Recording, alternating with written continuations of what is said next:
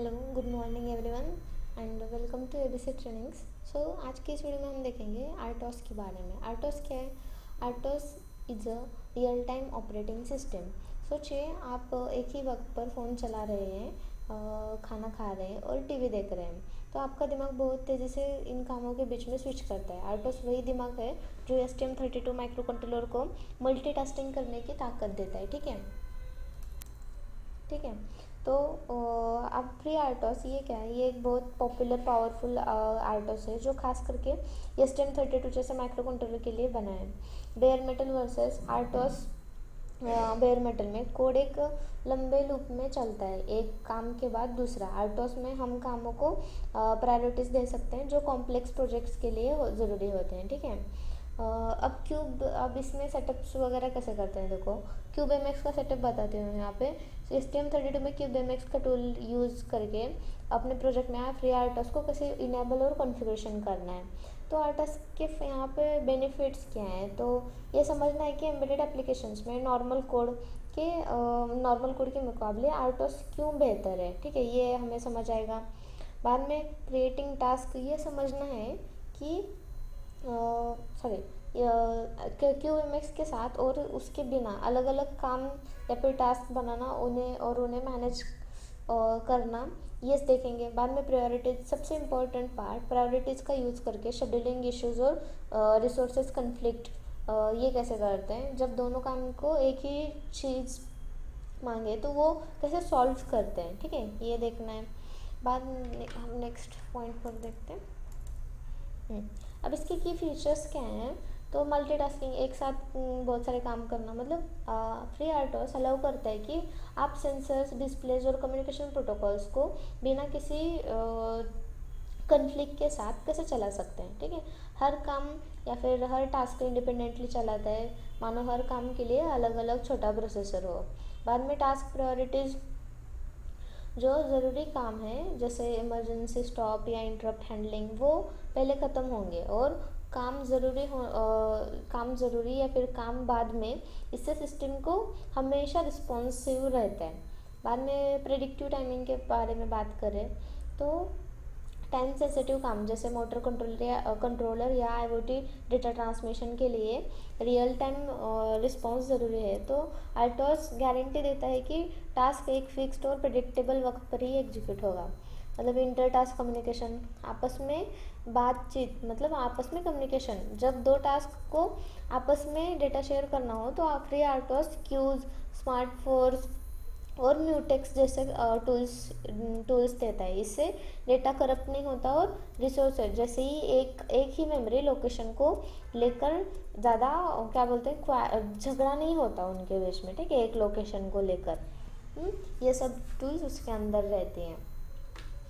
बाद में यहाँ पर आप देखोगे, यहाँ पर इस PPT में, तो हम यहाँ पर क्या दिख रहा है आपको, अभी मैसेज का कैन फ्रेम स्ट्रक्चर का मैसेज को हमें कैसे यूज़ करना है, इनेबल कैसे करना है फ्री आर्टोस को, तो वो हम यहाँ पे देखेंगे।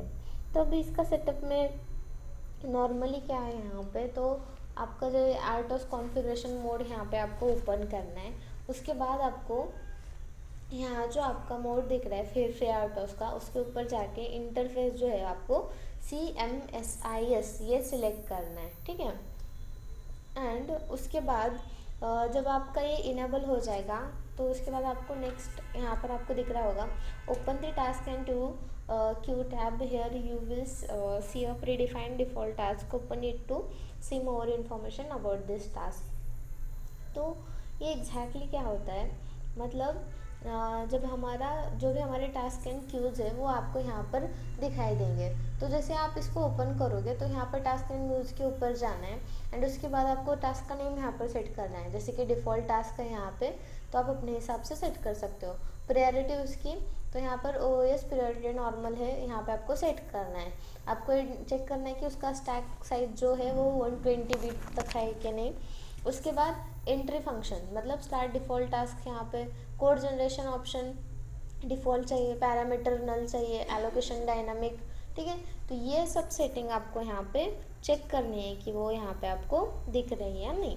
ठीक है, बाद में यहाँ पर टास्क नेम, अब यहाँ पर टास्क नेम क्या है, default task, this is the just name of the task, मतलब पूरे जो हमने देखा ना उसका एक्सप्लेनेशन है इसके अंदर। टास्क नेम जैसे default task, this is just the name of the task, you will you use this name in your code to work with this task, मतलब हम टास्क का नेम सिंपल डिफाइन कर रहे हैं। बाद में प्रायोरिटी, हम यहाँ पर उसकी प्रायोरिटी डिसाइड कर सकते हैं, ठीक है, मतलब नॉर्मल रहेगी तो प्रायोरिटी ओएस वर्सेस मतलब हाई प्रायोरिटी और नॉर्मल प्रायोरिटी और लो प्रायोरिटी ऐसे।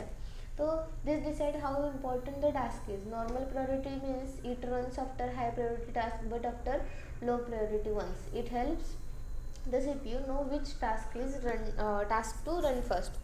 मतलब अभी जैसे कि तीन तरीके के टास्क रहते हैं, एक लो प्रायोरिटी वाला, मिड प्रायोरिटी वाला एंड हाई प्रायोरिटी वाला। मिड प्रायोरिटी यहाँ पर नॉर्मल रहेगा, मतलब अगर कोई टास्क बहुत ज़्यादा इम्पॉर्टेंट है तो वो सबसे पहले एग्जीक्यूट होगा, उसके बाद उसके कम वाला टास्क एग्जीक्यूट होगा एंड उसके बाद लो प्रायोरिटी, मतलब लो प्रायोरिटी टास्क जो है वो एंड में एग्जीक्यूट होगा। अब यहाँ पे स्टैक साइज जो कि 120 है, जो कि वर्ड्स के लिए रहती है, तो this is the memory the task can use for its variables and function calls. Think of it as the work space for the task, मतलब यहाँ पर क्या रहता है कि मेमोरी एलोकेशन हो जाता है किसके लिए, वेरिएबल्स एंड फंक्शन कॉल्स के लिए, ठीक है। बाद में एंट्री फंक्शन, एंट्री फंक्शन में क्या है, start default task, this is the function that will run when the task start. You put the task code inside this function. Code generation option. Default CubeMX will generate the task using its standard method. बाद में parameter null if you wanted to give some information to the task when it starts और you could put in तो, मतलब नल मतलब क्या है कि वहाँ पर कुछ भी इंफॉर्मेशन नहीं है, वो जगह या वो जो स्पेस है वो कम्प्लीटली एम्प्टी है, ठीक है। एंड देन है एलोकेशन, डायनामिक मेमोरी, यहाँ पर क्या है, for the task is given at run time. The other option is static where memory is reserve before the program runs, मतलब एक मेमोरी असाइन की जाती है, मतलब रिजर्व की जाती है प्रोग्राम रन करने के पहले, क्योंकि हम प्रोग्राम रन करते तो हमें ऑब्वियसली वेरिएबल्स एंड फंक्शंस के लिए मेमोरी चाहिए रहती है, तो वो मेमोरी एलोकेशन प्रोग्राम रन होने के पहले ही वहाँ पर रिजर्व की जाती है, ठीक है। तो ये रहता है हमारा आर्टोस का नॉर्मली, मतलब कैसे हम उसको कौन से टास्क के वाइज कैसे उसके प्रायोरिटी वगैरह डिसाइड कर सकते हैं। बाद में यहाँ पर when using RTOS you can not use the default systick timer for the system time base. फिर आपको क्या करना है, यहाँ पर जो इनपुट आउटपुट है वहाँ पर आपको जो टाइमर है वो आपको यहाँ से, अगर यहाँ पर डिसेबल्ड है ना तो यहाँ पर आपको टाइमर 1 सिलेक्ट करना है, ठीक है। एंड बाद में सेकंड टास्क आप यहाँ पर सेट कर सकते हो एंड सेम उसी टास्क को वैसे ही एडिट करना है, टास्क 2 नाम देना है, प्रायोरिटी सेट करनी है, बाकी की जो भी डिफ़ॉल्ट मैंने ऑलरेडी बताई वो यहाँ पे आपको सेट करके लेने हैं KMX के अंदर। देन आपको this is where RTOS will by creating 2 separate task, each task can handle 1 pin independently.